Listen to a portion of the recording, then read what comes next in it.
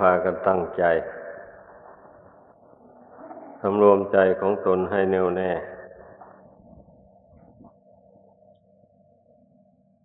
การนอนตื่นดึกลุกเช้าอันนี้เป็นธรรมเนียมของผู้รู้ธรรมเห็นธรรมผู้ปฏิบัติธรรมเพราะอากาศตอนเช้านี่มันเป็นอากาศอุตุธาตุไม่หนาวมากไม่ร้อนมากพอดีเหมาะแก่การลุกขึ้นทำความเพียรชำระกิเลสในจิตใจนี่ให้มันน้อยเบาบางไปถ้าใครไปเห็นแต่แก่หลับแก่นอนอยู่ก็ไม่ได้ทำความเพียรไม่ได้ชำระกิเลสให้น้อยเบาบางออกไปจากจิตใจของตนก็เป็นผู้มีใจขุ่นมัวเศร้าหมองอยู่อย่างนั้นเมื่อเป็นเช่นนี้มันจึงพ้นจากวัฏสงสารทุกข์อันนี้ไปไม่ได้เราทุกคนที่เป็นลูกศิษย์เป็นบริษัทของพระพุทธเจ้าควรพากันเห็นทุกข์เห็นภัยในวัฏสงสารอันนี้เหมือนอย่างพระพุทธเจ้าได้ทรงเห็นนั่นแหละพระพุทธเจ้านะเหตุที่พระองค์เจ้าจะได้ตรัสรู้จะได้บรรลุถึงซึ่งพระนิพพานก็เพราะอาศัยที่พระองค์มาเห็นทุกข์เห็นภัยในวัฏสงสารนี่แหละเป็นหลักอันสำคัญถ้าไม่มีทุกข์นี่ก็จะไม่มีผู้แสวงหาทางพ้นทุกข์แต่คนที่ไม่มีบุญบารมีกว้างใหญ่ไพศาลจะไปแสวงหาทางพ้นทุกข์ด้วยตนเองอย่างนี้เนี่ยมันไม่ได้มีแต่องค์สมเด็จพระสัมมาสัมพุทธเจ้าพระองค์เดียวซึ่งพระองค์ได้สร้างบารมีมาจนเต็มบริบูรณ์แล้วเท่านั้นจึงสามารถรู้จักหนทางออกจากทุกข์ได้แล้วพระองค์ก็ออกจากทุกข์ได้ก่อนคนอื่นทั้งหมดดังนี้แหละจึงชื่อว่าพระองค์นั้นน่ะเป็นตัวอย่างของชาวโลกที่ทำตนให้พ้นจากทุกข์ไปชาวโลกผู้มีปัญญาพิจารณาเห็นตามที่พระองค์เจ้าทรงแสดงไว้และทรงกระทำบำเพ็ญมาก็จึงยินดีปฏิบัติตามคำสอนของพระองค์ยินดีในการนั่งสมาธิภาวนาประกอบความเพียรไม่เห็นแก่หลับแก่นอนเพียรสอนจิตสอนใจนี่ให้มันเบื่อหน่ายในทุกข์ทำไมจะเป็นทุกข์เพราะมันไม่เที่ยงสังขารที่มีวิญญาณครองนี่แหละสำคัญมากเพราะว่าจิตวิญญาณดวงนี้มันเสวยทุกข์ทนทรมาน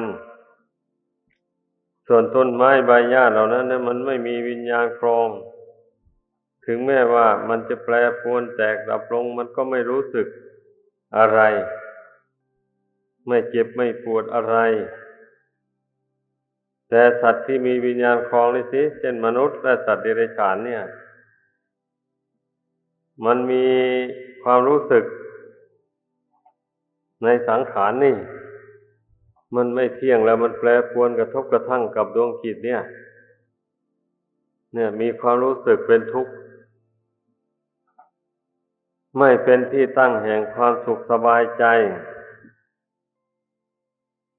เมื่อเป็นเช่นนี้นักปราชญ์ผู้มีปัญญาทั้งหลายมีพระพุทธเจ้าเป็นต้น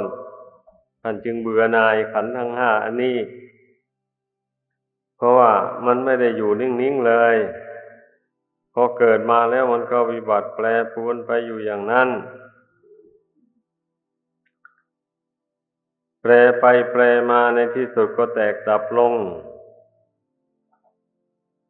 ไม่มีอะไรที่จะคงที่อยู่ได้มันพิจารณาอย่างนี้เสมอเสมอแล้วมันก็เป็นเหตุให้เบื่อหน่ายต่อความเป็นอยู่ในโลกอันนี้เพราะเต็มไปด้วยความทุกข์นานาประการแต่ความสุขมันก็มีอยู่หรอกแต่มันเป็นสุขชั่วคราวหนึ่งอย่างที่เคยได้พูดได้อธิบายให้ฟังมาสุขชั่วคราวนั่นน่ะสุขในการกินสุขในการนอนสุขในการบริโภคกามคุณสุขในเรื่องมหรสพคบเงินหรือสิ่งที่ตนชอบอกชอบใจแสดงออกมาทางกายวาจาแล้วรู้สึกว่าเป็นสุขสบายดีอันนี้แหละความสุขเหล่านี้มันเป็นเหยื่อล่อให้ติดอยู่ในทุกข์ต้องให้เข้าใจผู้ใดไปชื่นชมยินดีในความสุขชั่วคราวมันก็ย่อมไม่ยินดีจะแสวงหาความสุขอันถาวรหรือความสุขอันไพบูรณ์ตามที่พระพุทธเจ้าทรงแสดงไว้ก็พากันนิ่งนอนใจได้นอนหลับสบายก็ว่าตนเป็นสุขก็นอนเท่าไรก็ยิ่งสบายไปเท่านั้นนอนแล้วไม่รู้จักไม่อยากตื่นไม่อยากลุกขึ้นเลยถึงตื่นขึ้นมาแล้วก็บิดขี้เกียจแล้วก็หลับไปอีกอย่างนั้นอย่างไม่ตื่นดึกลุกเช้าก็ไม่ได้ไหว้พระสวดมนต์ไม่ได้นั่งภาวนาสมาธิเพราะสว่างมาแล้วต้องมีการมีงานทำอันนี้ควรคิดควรพิจารณากันทั้งนักบวชทั้งคฤหัสถ์ต่างคนต่างก็มีกิเลสอยู่ในใจยังละกิเลสไม่หมดดังนั้นเราต้องภาคเพียรพยายามละกิเลสนี้ให้มันน้อยเบาบางไปหมดไปจากจิตใจถ้าเราไม่ภาคเพียรในชาตินี้ชาติต่อไปก็ได้ภาคเพียรแหละถ้าไม่ภาคเพียรละกิเลสออกจากสันดานนี่มันก็ไม่มีทางพ้นทุกข์ไปได้สักที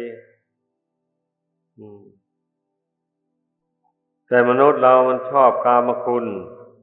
มันจะทุกข์ไปไหนมันก็ทนเอา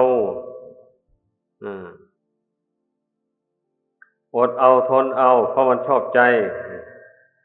คันเมื่อชักจูงเข้ามาปฏิบัติธรรม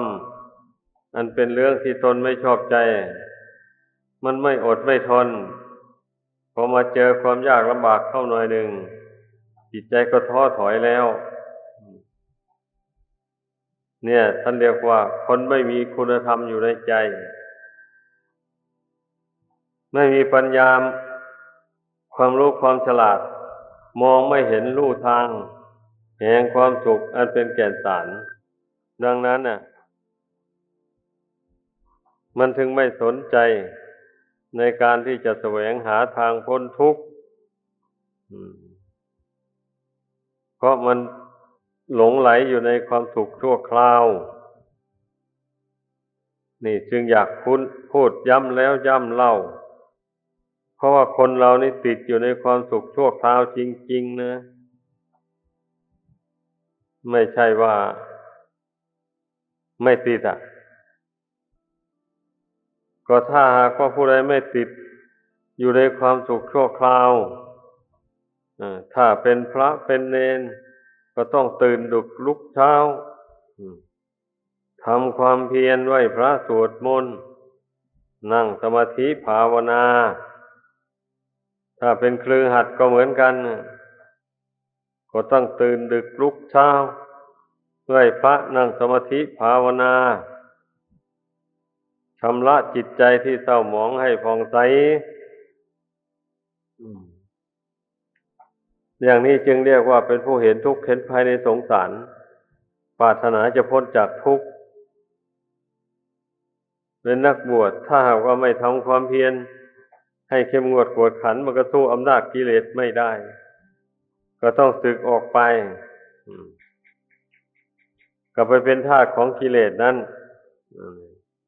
กิเลสมันก็บังคับให้ทำนาทำสวนทำการค้าขายบังคับให้ไปเป็นลูกจ้างเขาให้เงินวันละ50 บาท60 บาทก็เอาถ้าจะไปว่าเอาแพงเขาก็ไม่จ้างอันนี้มันแสนยากแสนลำบากคนไม่มีอินทราจะทำกินไม่มีสวนจะทำมันก็ต้องไปเป็นลูกจ้างเขาให้เขาดูถูกดูหมิ่นเหยียดหยามอยู่อย่างนั้นนี่ควรคิดควรพิจารณาเราเป็นสาวกของพระพุทธเจ้าแล้วได้ปฏิญญาณตนนับถือเอาพระพุทธเจ้ามาเป็นที่พึ่งที่ระลึกแล้วแต่เราต้องระลึกถึงปฏิปทาความเป็นมาของพระองค์จึงเรียกว่านับถือแล้วเมื่อรู้ปฏิปทาความเป็นมาของพระองค์เป็นอย่างไรเราต้องลงมือเดินตามเนี่ยลงมือประพฤติตามอย่างนั้นจึงชื่อว่าเป็นผู้เลื่อมใสจริงอันผู้ไม่เลื่อมใสจริงนั่นไม่ยินดีที่จะปฏิบัติตามคำสอนของพระพุทธเจ้าพระองค์สอนให้รักษาศีล 5ศีลอุโบสถอย่างนี้ก็เฉยเมยทำเป็นไม่รู้ไม่ชี้อะไรนี่ทำเป็นไม่รู้ไม่ชี้ทั้งที่รู้อยู่คนเราส่วนมากมักจะเป็นอย่างนี้เพราะฉะนั้นแล้วมันจะพ้นทุกข์ได้ยังไงทำความดีกันนิดๆหน่อยๆเท่านั้นแล้วมันสู้อำนาจของกิเลสตัณหาไม่ได้กิเลสตัณหามันก็มากระชิบใจเนี่ยให้พอใจไปในรูปเสียงกลิ่นรสเครื่องสัมผัสเรื่อยไปอย่างนี้นะนี่นะตัณหามันก็ชิบใจมันก็ไปตามอำนาจแห่งตัณหามันไปสั่งสมตัณหาให้มากเกินขอบเขตไปมันก็เป็นเหตุให้ทำบาปทำกรรมมันชั่วช้าเลวทรามต่างๆเป็นผู้หญิงเกิดมาแล้วพ่อแม่ก็รักษาทนุถนอมดีเต็มที่เลยเลี้ยงให้จนใหญ่กล้าหน้าบานเป็นแส่เป็นสาวมาแล้วอย่างนี้ลืมคุณพ่อคุณแม่เสียแล้วผู้หญิงสมัยนี้ชอบเกาะมือกับผู้ชายแล้วเดินหน่วยหน้าตามถนนทางอวดคนว่าฉันมีคู่รักแล้วอะไรอย่างนี้เนี่ยทั้งที่ยังไม่ได้แต่งงานกันเลยเดี๋ยวไปทำให้เสียเนื้อเสียตัวเสียความบริสุทธิ์ไปอันนี้ใครอย่างไหนเขารู้แล้วเขาก็ไม่เหลียวแลเลยก็เป็นคนตกหล่นมีอย่างนี้เยอะแยะเลยบางคนก็มีลูกไม่มีพ่อเอาไปคลอดอยู่โรงพยาบาลแล้วก็ทิ้งให้นางพยาบาลเขาเลี้ยงตัวเองก็หนีไปหาความสนุกสนานต่อไปมันจิตตามเอาจริงๆนะคนเราน่ะเป็นอย่างนี้แหละบางคนก็คลอดลูกออกมาแล้วก็เอาผ้าห่อแล้วก็เอาไปทิ้งไว้ตามกองขยะหมดนั้นคนทั้งหลายเห็นเข้าเขาสงสารเขาก็เอามาเลี้ยงไว้หรือไม่เช่นนั้นก็เอาไปมอบให้กรมประชาสงเคราะห์ให้เลี้ยงกันอันหมู่นี้นะล้วนตั้งแต่มันรู้อำนาจแก่ตัณหาทั้งนั้นเลยตัณหามันเกินขอบเขตไม่ถึงการเวลาควรที่จะ ปล่อยกายปล่อยใจก็ไปปล่อยซะแล้วไอ้อย่างนี้มันก็ประสบทุกข์ในภายหลังแลนั่นตัณหาความอยากตัวเดียวนี่แหละมันเป็นเหตุนะเป็นเหตุให้เกิดทุกข์นาประการเพราะตัณหานี่มันแตกกิ่งแตกก้านออกไปสารพัดตัณหาอยากโลภตัณหาอยากโกรธตัณหาอยากหลงอันหมู่นี้นะมันก็เกิดจากตัณหานี่ทั้งนั้นแหละถ้ามันไม่อยากโลภมันจะไปโลภทำไมนั่นเองไปโลภเอาของผู้อื่นเอาไปของตนทำไมถ้าไม่อยากโกรธมันจะโกรธเหรอไม่โกรธถ้ามันไม่อยากแต่เพราะมันอยากนั่นแหละมันถึงโกรธผู้ใดห้ามความอยากได้ผู้นั้นก็ไม่โกรธแล้วก็เพราะมันอยากหลงมันถึงได้หลงมันอยากหลงนั่นเป็นไงเอาปล่อยตนไปตามยถากรรมสิอยากทำอะไรก็ทำไปอยากพูดแล้วก็พูดอยากคิดอะไรก็คิดไปคิดโดยไม่มีเหตุไม่มีผลคิดไปตามอำนาจแห่งความอยากคือตัณหาคิดไปในรูปเสียงกลิ่นรสเครื่องสัมผัสอำนาจโลกสมมุติเขาสมมุติว่าเป็นของสวยของงามก็เลยหลงไปตามนิยมสมมุติของโลกเรื่องความหลงนี่นะมันพิสดารกว้างขวางมากทีเดียวหลงไปสารพัดก็เพราะมันหลงนั่นแหละมันถึงได้โลภได้โกรธมันเป็นอย่างนั้นบัดนี้เรามาทำลายตัณหาความอยากหลงอันนี้ลงเสียแล้วก็พลิกจิตมาให้เป็นผู้อยากรู้บัดนี้นะเมื่ออยากรู้ความจริงของชีวิตมันก็ต้องทำความเพียรเพ่งพินิจอยู่ภายในมีแต่อยากพ้นทุกข์ในขันธ์ทั้งห้านี้แต่แล้วไม่อยากรู้แจ้งเห็นจริงตามสภาพความเป็นจริงอย่างนี้แล้วก็มันก็พ้นทุกข์ไปไม่ได้เลยนั่นเองแต่ที่คนพ้นทุกข์มาได้ตามประวัติที่เป็นมาแต่ครั้งพุทธเจ้านั่นนะก็เพราะว่าคนเหล่านั้นน่ะเป็นผู้สั่งสมบุญกุศลไม่เกียจคร้านมาแต่อดีตชาติหนหลังตื่นดึกลุกเช้าทำความเพียรชำระใจผ่องใสสะอาดเมื่อใจผ่องใสสะอาดแล้วทำบุญทำทานอะไรมันก็มีผลมากมีความสุขความสบายใจมากเพราะว่าใจได้ชำระให้ผ่องใสสะอาดด้วยอำนาจแห่งศีลแล้วเมื่อทำบุญทำทานอะไรก็มีจิตใจเบิกบานผ่องใสนั่นแหละทำทานการกุศลท่านจึงว่ามันมีผลมากมีอานิสงส์มากคันบุคคลเป็นผู้มีศีลแล้วนะ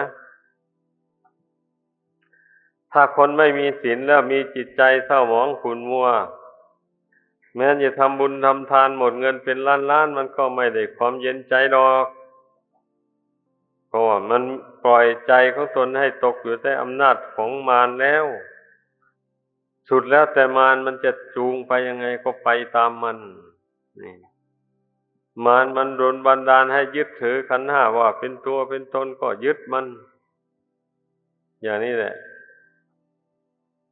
มันโดนบันดาลให้หลงผิดเป็นชอบไว้ว่านรกไม่มีสวรรค์ไม่มีพระนิพพานไม่มีโลกนี้ก็ไม่มีโลกหน้าก็ไม่มีมันไม่มีบุคคลผู้รู้หนทางออกจากทุกข์เลยอันนี้แหละท่านจึงเรียกว่าหลงทีนี้เมื่อเรากลับให้มารู้ทำความเพียรเข้าไปให้กำหนดรู้ทุกข์อันมีอยู่ในขันธ์ห้าอันนี้ให้เห็นแจ้งประจักษ์เลย กำหนดรู้ตัณหาอันเป็นเหตุให้เกิดทุกข์ก็เกิดจากหัวใจนี่แหละใจนี่แหละอยากขึ้นมามันถึงใช้กายทำใช้วาจาพูดมันจึงก่อความทุกข์ขึ้นให้แก่ดวงจิตเนี่ยมันเป็นอย่างนั้นจิตนี่เป็นผู้สร้างความโกรธความพยาบาทอะไรต่ออะไรขึ้นมา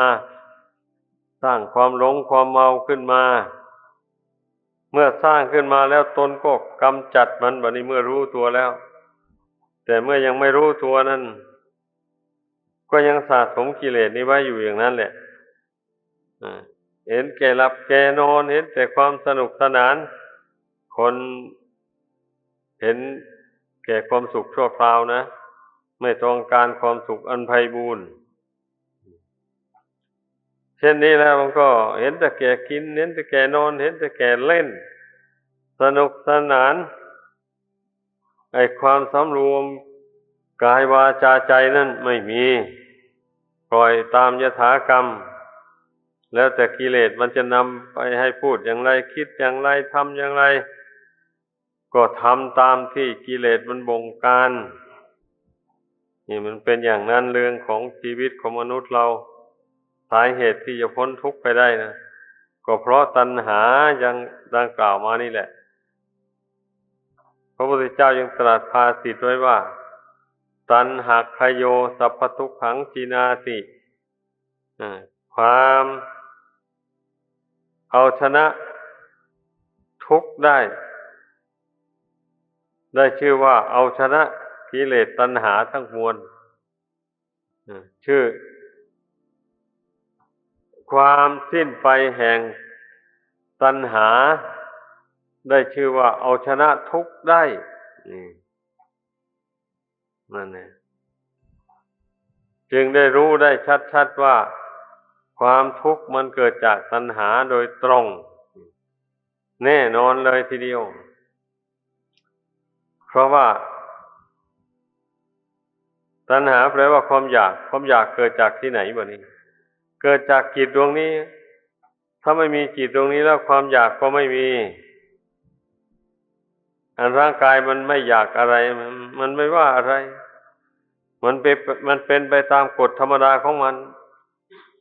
ไม่เที่ยงมันก็ไม่เที่ยงไปตามเรื่องของมันถึงเวลามันแตกมันดับมันก็แตกดับไปนั่นก็เป็นอย่างนี้แหละจิตนี่สิเป็นผู้เสวยสุขเสวยทุกข์ให้สำคัญเรื่องจิตใจนี่ให้มากนั่นนะเมื่อจิตรู้แล้วว่าตัณหาเป็นเหตุให้เกิดทุกข์นี่ก็อย่าไปสะสมให้มันมากขึ้นสิตัณหานะตัดทอนให้มันน้อยลงคือว่าอย่าไปสะสมความอยากความต้องการปรารถนานี้ให้มากขึ้นไปโดยลำดับตัดความอยากให้มันน้อยลงให้มันพอดิบพอดีกับความเป็นอยู่ของชีวิตดังนั้นการที่เราภาวนาทำใจสงบระงับลงไปนี่ก็ได้ชื่อว่าเราเพียรพยายามระงับตัณหาความอยากไม่ให้ใจมันอยากคิดไปโน่นไม่อยากให้ใจมันคิดไปทางนี้ให้ใจมันอยู่นิ่งๆอย่างนี้นะนี่แหละเป็นอุบายละตัณหาถ้าจะถอนรากมันได้จริงๆก็ต้องเจริญปัญญาเข้าไปพิจารณาให้มันเห็นความอยากความปรารถนานี่ไม่มีสิ้นสุดใช้ปัญญาสอนใจนี่เสมอจนว่าใจนี่มันเกิดนิพพิทาความเบื่อหน่ายในทุกข์ขึ้นมานั่นแหละเมื่อมันเบื่อหน่ายมันก็คลายความยึดความถือคลายความอยากความปรารถนาลงนี่เป็นทางดับทุกข์ดับภัยในวัฏฏะสงสารนี่เพราะฉะนั้นแหละทุกคนน่ะมีทุกข์อยู่ในตนน่ะให้พึงพิจารณาทุกข์กายก็ไม่เที่ยงไม่ยั่งยืนเกิดมาแล้วก็ชำรุดทรุดโทรมไปเรื่อย เราก็รู้กันอยู่นะคนแก่คนเฒ่ายิ่งรู้ดีมันชำรุดทรุดโทรมไปยังไงร่างกายเนี่ยนี่มันก็รู้ดีแม้คนหนุ่มต่อไปมันก็ต้องแก่เหมือนกับคนแก่นั่นน่ะมันพ้นไปไม่ได้ต้องวาดภาพดูพิจารณาดูร่างกายไม่ใช่เป็นหนุ่มกระชุ่มกระชวยอยู่นี่เรื่อยไปเมื่ออายุมากเข้าไปเท่าไรมันก็ชำรุดทรุดโทรมไปเท่านั้นนี่เรียกว่าความทุกข์กายมันทนได้ยากทนลำบากต้องได้บำรุงอยู่ด้วยอาหารการบริโภคต่างๆนานาจึงพอประทังอยู่ได้การแสวงหาอาหารมาเลี้ยงมันไม่ใช่ของง่ายๆต้องเอาทุกข์เป็นทุนเสมอไปเนี่ยอย่าว่าความทุกข์กายความทุกข์ใจก็เพราะใจไม่รู้เท่าร่างกายตามเป็นจริงนี่แหละไปหลงรักหลงชังหลงเกลียดร่างกายอันตนและผู้อื่นบางคนเกลียดชังตัวเองเข้าไปจนถึงกับฆ่าตัวตายนี่มันไม่ถูกทาง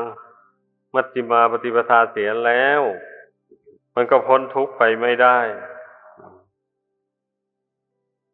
บุคคลมาสอนใจของตนให้มันวางอุเบกขาลงอย่าไปเสียใจดีใจกับอะไรทั้งหมดให้มันลดละความอยากความปรารถนาให้น้อยเข้าไปโดยลำดับทำได้อย่างนี้แล้วมันก็ไม่มีทุกข์ทางใจเนี่ย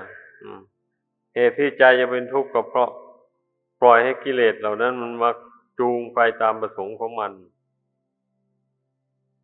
เป็นอย่างนั้นเหตุที่คนเราจะมีทุกข์ทางใจเนี่ยเราปรารถนาสิ่งใดในหน้าที่การงานที่เราต้องการจะทำจะให้เกิดให้มีบังเอิญมันไม่เกิดไม่มีให้ตามประสงค์ซะอย่างนี้มันก็เป็นทุกข์เดือดร้อนนั่นแหละความทุกข์ใจนะสรุปแล้วเรียกว่าใจไม่รู้ใจไม่รู้เท่าสังขารตามเป็นจริงมันถึงได้สร้างกิเลส1,500ตัณหา108ขึ้นมาเผารนจิตใจเนี่ยเป็นทุกข์เดือดร้อนถ้าหากว่าผู้ที่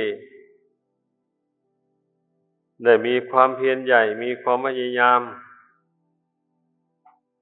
ละตัณหาในหัวใจนี้ให้น้อยเบาบางออกไปเท่าใดความทุกข์ใจมันก็เบาไปเท่านั้นแหละแต่ความทุกข์ทางร่างกายนี่มันไม่เปลี่ยนแปลงกันในขณะที่มันเบื่อหน่ายอยู่เท่านั้นแหละ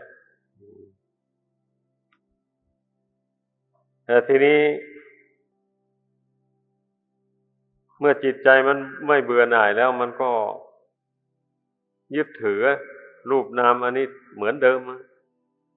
มันถึงได้เป็นทุกข์มันเป็นอย่างนั้นการรักษาศีลก็เพื่อป้องกันไม่ให้บาปเกิดขึ้นในใจนี่เมื่อบาปเกิดขึ้นในใจแล้วบาปมันก็มาตกแต่งร่างกายนี้ให้ไม่สมประกอบให้ชำรุดทรุดโทรมจิตที่มาอาศัยอยู่ร่างกายที่บาปตกแต่งให้นี่มันก็แสนทุกข์แสนยากแสนลำบากนี่แหละ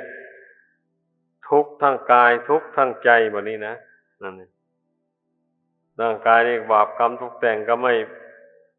เป็นสุขแล้วจิตใจนี่ไม่อบรมปัญญาเกิดขึ้นก็ไม่รู้เท่าขันธ์ทั้งห้านี่ก็เป็นทุกข์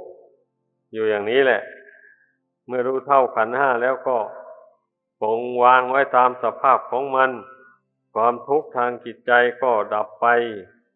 ดังแสดงมา